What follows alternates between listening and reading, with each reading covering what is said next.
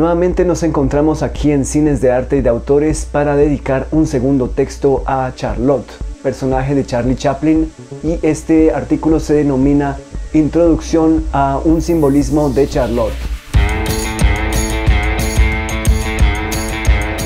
Este texto es parte de un artículo originalmente publicado en la revista DOC Estudios Populares de 1948. Bazin divide este texto en pequeños capítulos temáticos y el primero dice: Charlotte es un personaje mítico. Dice Bazin: Charlotte es un personaje mítico que domina cada una de las aventuras en que se mezcla. Charlotte existe para el público antes y después de The Policeman o El Peregrino. Para centenares de millones de hombres sobre el planeta, Charlotte es un hombre como lo fueron Ulises o Rolando para otras civilizaciones, con la diferencia de que nosotros conocemos hoy los héroes antiguos tan solo a través de obras literarias terminadas que han fijado definitivamente sus aventuras y sus avatares, mientras que Charlotte sigue teniendo siempre la libertad de entrar en un nuevo film. Chaplin vivo sigue siendo el creador y el personaje de Charlotte. ¿Por qué aquella comparación con personajes míticos como lo son Orlando y Ulises? ¿Es Charlotte el centro y protagonista de una serie de relatos que dan cuenta de una época única? ¿Es un personaje cuyas hazañas, aventuras y desventuras valen la pena ser contadas para la eternidad? Pero, ¿qué es lo que hace correr a Charlotte? Continúa Bazin: la continuidad y la coherencia de la existencia estética de Charlotte tan solo se puede descubrir plenamente a través de los films que habita. El público lo reconoce por su cara y sobre todo por el bigotito trapezoidal y el paso de gorrión más que por el hábito que tampoco en esta hace al monje. En El Peregrino solo aparece de presidiario y de clergyman, y en numerosas películas lleva smoking o un elegante frac de millonario. Pero todas estas señales físicas serán de escasa importancia si no aparecieran sobre todo y antes que nada las constantes internas y realmente constitutivas del personaje. Y estas son menos fáciles de definir o describir. Se puede intentar, por ejemplo, partiendo de su manera de reaccionar ante un determinado tipo de acontecimientos. Así, la ausencia de testarudez cuando el mundo le opone a una resistencia demasiado grande. Trata entonces de eludir la dificultad en lugar de resolverla. Le basta una solución provisional como si el porvenir no contara para él. En El Peregrino, por ejemplo, detiene un rodillo de pastelería sobre el estante con una botella de leche que tendrá que utilizar unos instantes después. Naturalmente, el rodillo cae sobre su cabeza. Pero si lo provisional siempre le parece suficiente, también es cierto que demuestra en lo inmediato un ingenio prodigioso. Ninguna situación le deja jamás desamparado. Siempre tiene solución para todo, aunque el mundo, y más todavía el mundo de los objetos que el de los hombres, no está hecho para él. Bazin anota una idea clave y es la manera en que Charlotte reacciona. ¿Ante qué reacciona Charlotte? Bueno, en varias de las películas descritas en este texto, es el periodo entre 1916 y 1919 aproximadamente, varias de esas situaciones Charlotte está siendo perseguido. Por ende, su manera de reaccionar es a través de la huida.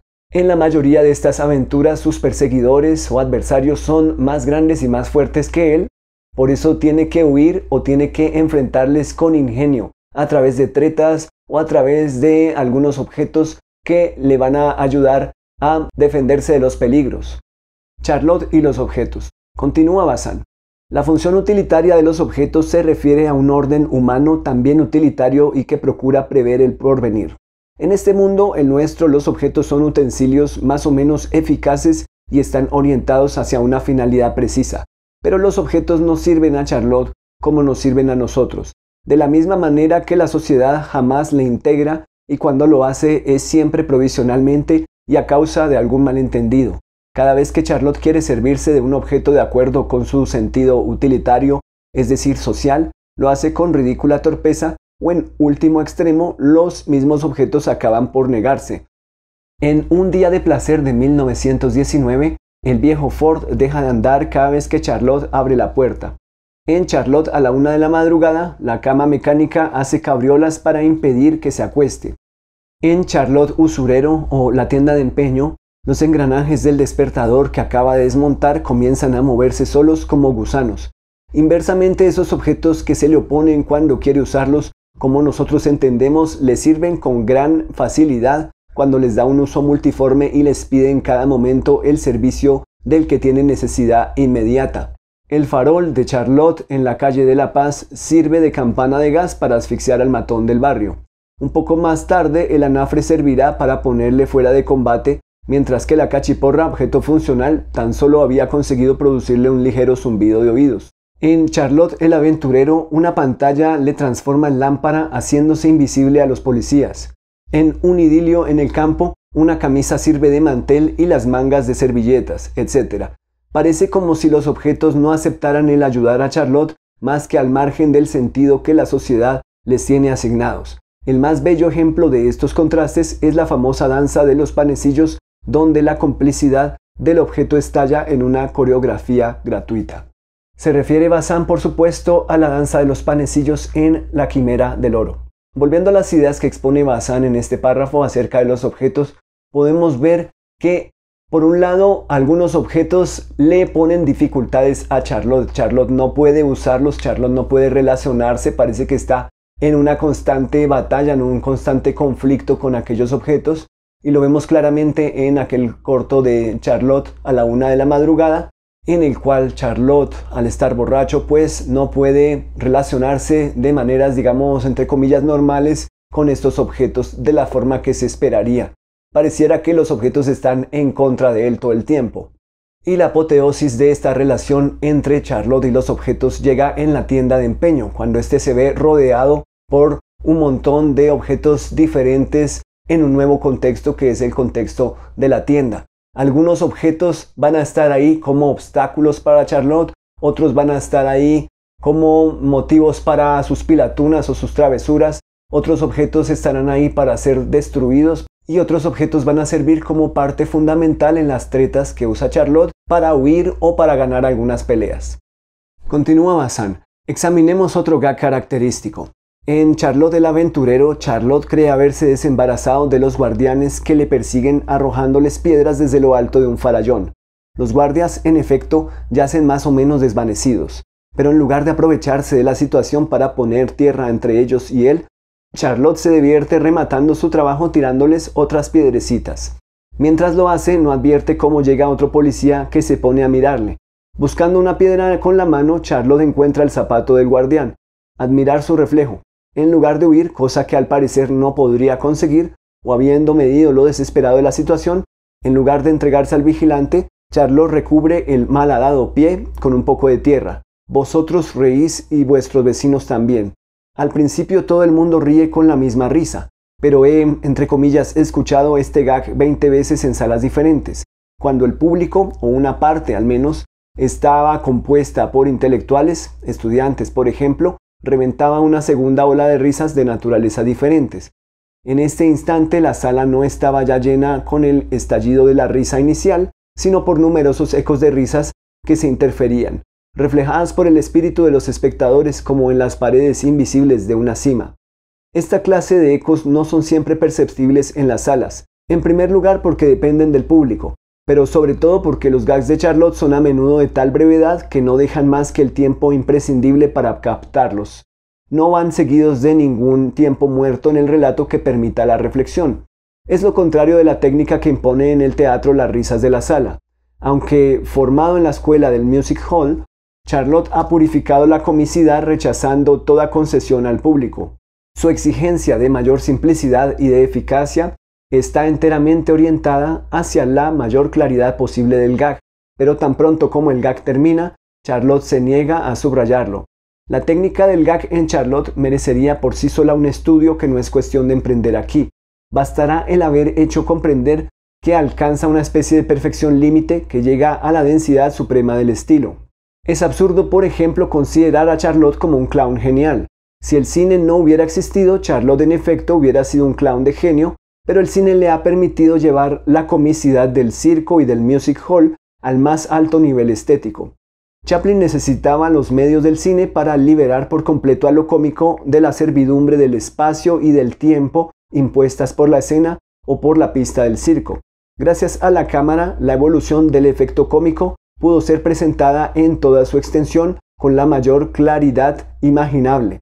Y no solo hace falta subrayarlo para que toda la sala lo comprenda, sino que, por el contrario, se puede afinar el gag hasta el límite, limar y pulir los engranajes para conseguir una mecánica de tal precisión capaz de responder inmediatamente a los resortes más delicados.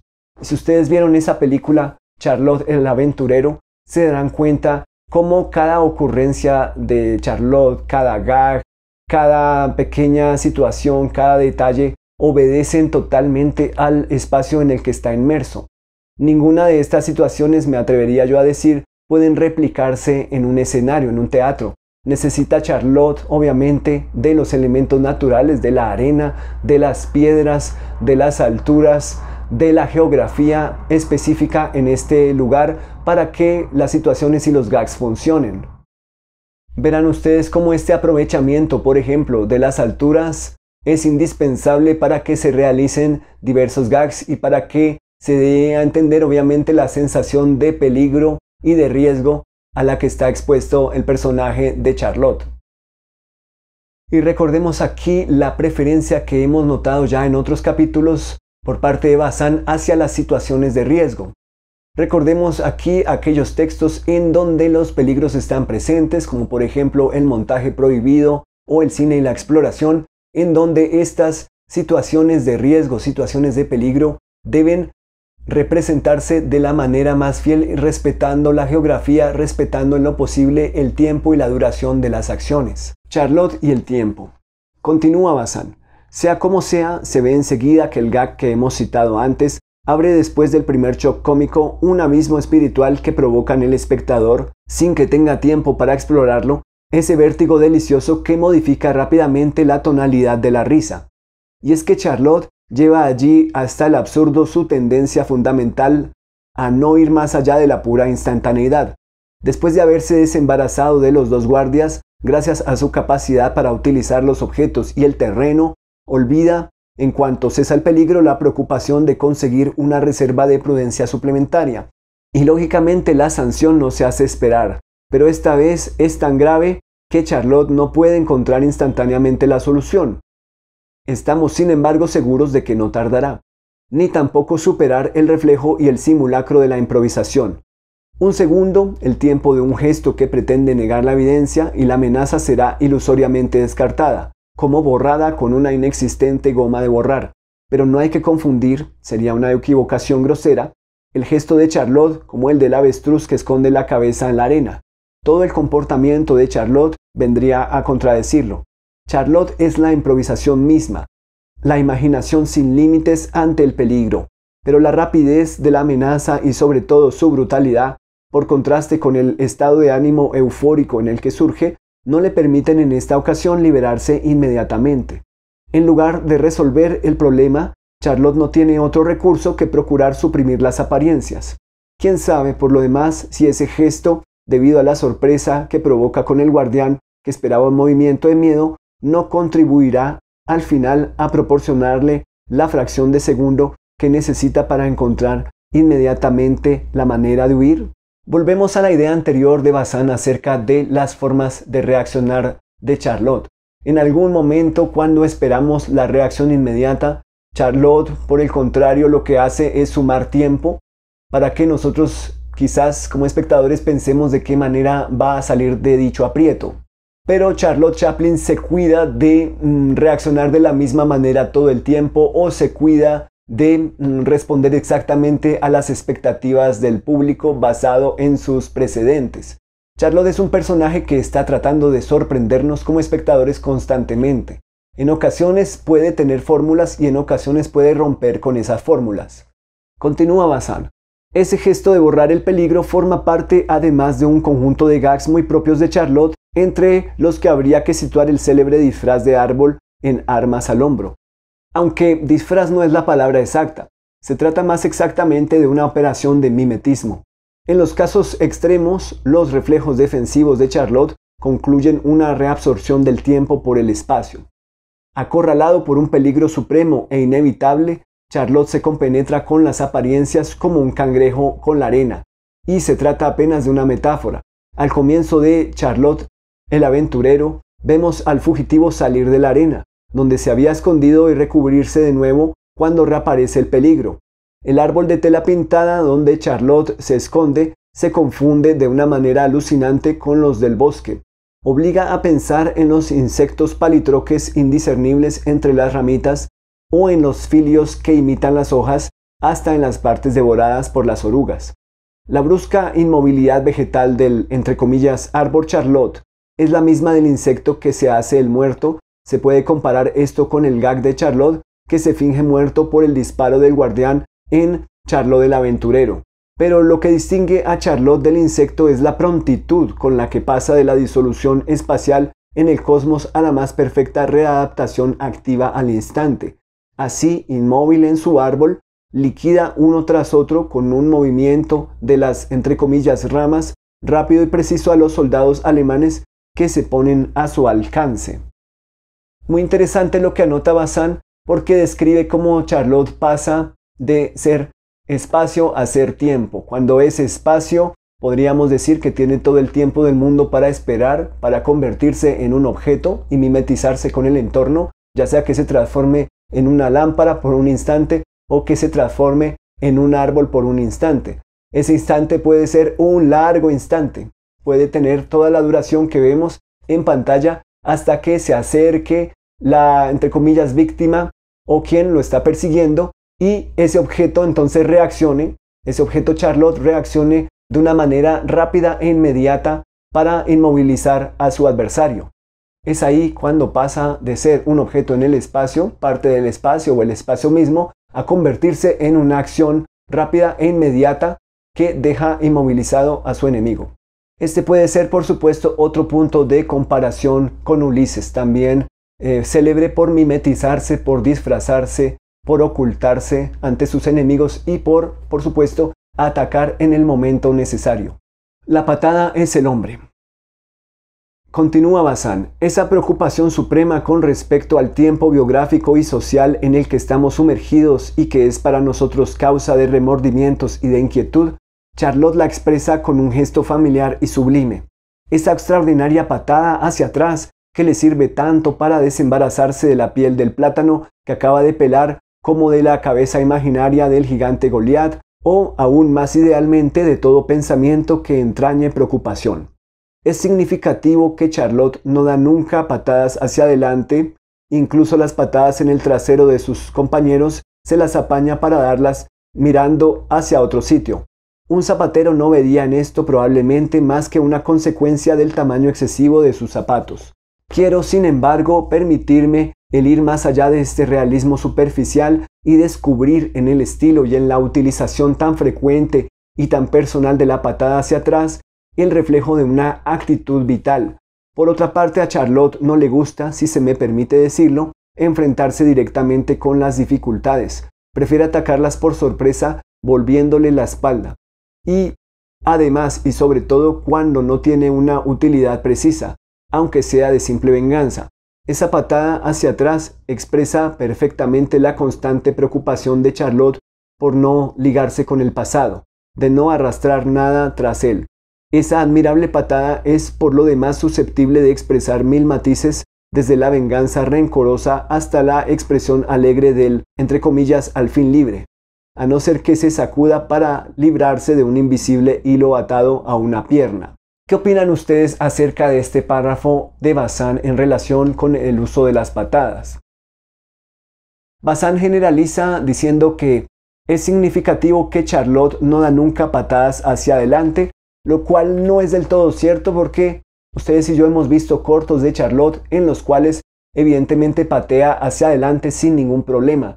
Lo que yo vería es que en este corto en especial que acabamos de citar, Charlotte el aventurero, hay un uso sistemático de esas patadas que no son frontales, patadas laterales, patadas diagonales, patadas de todos los ángulos posibles que tratan de sorprender al espectador nuevamente y que tratan de tener diferentes significados. Por ejemplo, hay una patada, digamos, cariñosa cuando descubre que aquella empleada de la casa está ocultando a su amante.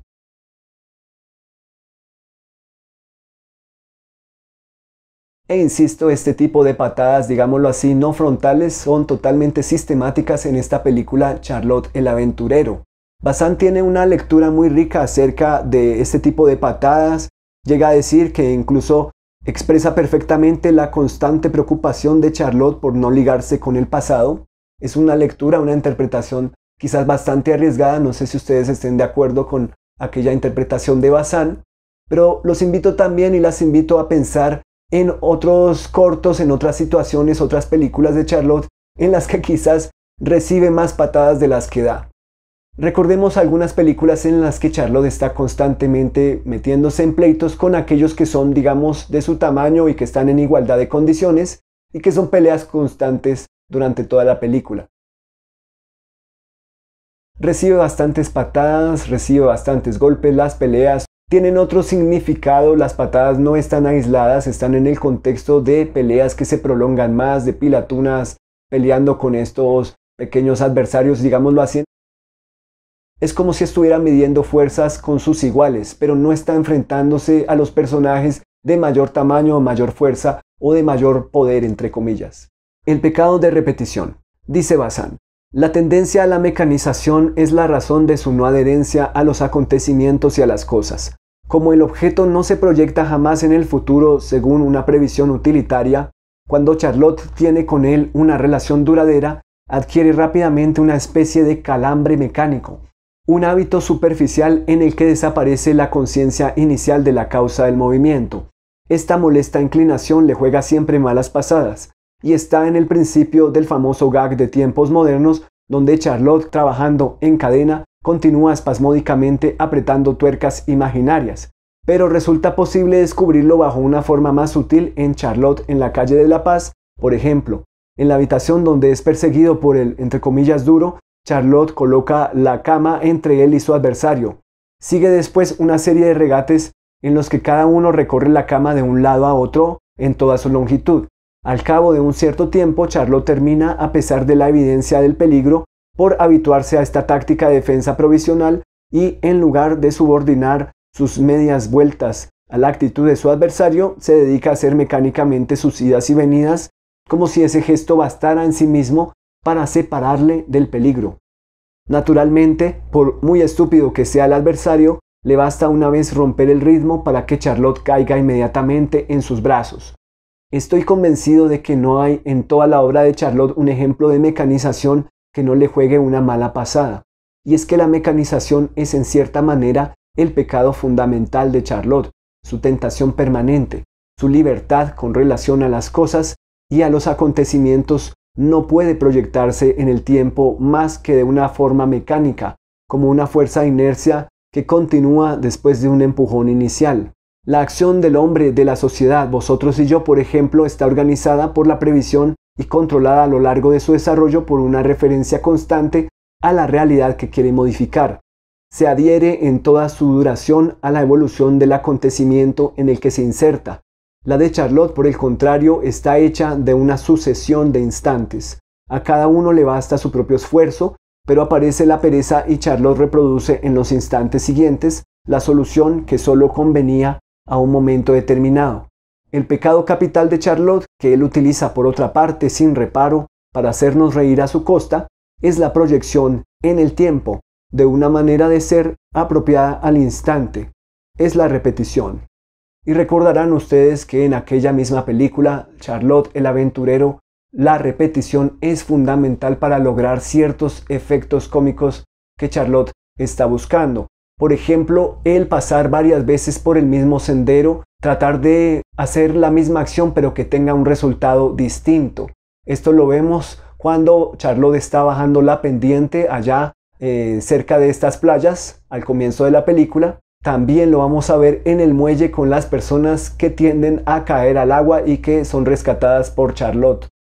Y lo vamos a ver también hacia el final de la película cuando llegan los guardias de prisión para tratar de atrapar a Charlotte en la casa. La constante entrada de cuadro por derecha, luego subiendo las escaleras hacia el segundo piso con todas las variaciones que esto puede tener, es una estrategia de repetición usada acertadamente para lograr una sorpresa en los espectadores a partir de estas variaciones en cada situación valiéndose por supuesto de este espacio específico y el recorrido que ya como espectadores estamos esperando cada vez. Un hombre ajeno a todo lo sagrado. Continúa Bazin, porque uno de los aspectos más característicos de la libertad de Charlotte con relación a la sociedad es su total indiferencia ante las categorías de lo sagrado. Entiendo en principio por sagrado los diversos aspectos sociales de la vida religiosa. Los viejos films de Charlotte constituyen la más formidable suma anticlerical que se pueda imaginar de la puritana sociedad provinciana de los Estados Unidos. Basta con recordar El Peregrino y esas caras prodigiosas de diáconos, sacristanes, de beatas avinagradas y desdentadas, de cuáqueros solemnes y angulosos. Pero la principal fuerza del cuadro surge de que el ácido que ha grabado esa agua fuerte no es el anticlericalismo. Habría que hablar más bien de un aclericalismo radical. Es eso, por otra parte, lo que permite que el film permanezca dentro de los límites de lo tolerable, la ausencia de una voluntad sacrílega. Ni siquiera un pastor llegaría a precisar en qué consiste el aspecto ridículo que Charlotte presenta. Y eso es lo peor, una especie de reducción a la nada de la más íntima justificación de los personajes, de sus creencias y de sus actos. Charlotte no tiene absolutamente nada contra ellos. Puede incluso simular todos los ritos del oficio del domingo, imitar el sermón para agradarles o para despistar las sospechas de la policía, poco más o menos como si se hubiera introducido en el ritual de una danza negra. De un solo golpe, ritos y fieles quedan incluidos en un mundo absurdo, reducidos a una existencia de objetos ridículos y casi obscenos a fuerza de estar privados de sentido. Por una singular paradoja, los únicos actos que adquieren un sentido en esta ceremonia son precisamente los de Charlotte, sopesando la importancia de la colecta, agradeciendo con una sonrisa su aportación a los donantes más generosos y frunciendo un ceño reprobador ante los tacaños.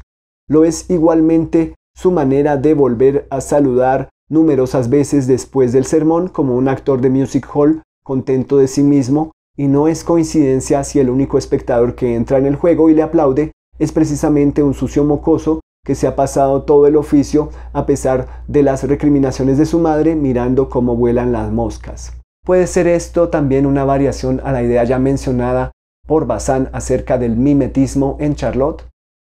Continúa Bazin. Pero los ritos religiosos no son los únicos. La sociedad conserva 1000 convencionalismos que no son más que una especie de oficio permanente que se da a sí misma.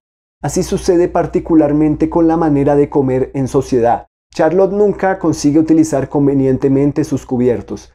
De manera sistemática introduce el codo en los platos, vierte la sopa sobre su pantalón, etc. El colmo llega probablemente cuando él mismo se convierte en camarero. En Charlotte patina, o The Ring, por ejemplo. Religioso o no, lo sagrado está siempre presente en la vida social, no solo en el magistrado, el policía o el pastor, también en el ritual de la comida, de las relaciones profesionales, de los transportes públicos. Gracias a eso, la sociedad mantiene su coherencia utilizando una especie de campo magnético. Inconscientemente, en cada minuto nos alineamos siguiendo sus líneas de fuerza, pero Charlotte está hecho con otro metal. No solo escapa a su atracción, sino que ni siquiera la categoría de lo sagrado existe para él. Le resulta tan inconcebible como la rosa geranio a un ciego de nacimiento. Más precisamente, una buena parte de la comicidad de Charlotte nace de los esfuerzos que realiza, según las necesidades del momento, para ajustar su conducta a la nuestra. Así, cuando se esfuerza por comer con propiedad, por beber con delicadeza, o cuando introduce en su habitual manera de vestir un ridículo detalle de coquetería. ¿Qué opinan ustedes acerca de estas últimas palabras de Bazin? ¿Consideran ustedes que efectivamente Charlotte está minando aquellas bases de la normalidad, bases del protocolo social en diversos aspectos, en diversos campos de las dinámicas sociales, en diversas instituciones, en diversos tipos de ritos y rituales no solamente religiosos? ¿Cuál consideran ustedes que es en últimas la intención de este personaje, actor, director al hacer esta transgresión en aquellos ritos o rituales? ¿Sobre qué se nos quiere llamar la atención de alguna forma en estos ritos, rituales de la sociedad o de sus instituciones? ¿Qué otros procedimientos o estrategias creen ustedes que se han quedado por fuera de este breve análisis de André Bazin? Gracias por llegar hasta el final de este video. Nos veremos la próxima semana con otro texto dedicado a ¿Qué es el cine? De André Bazin, edición 1966 en español.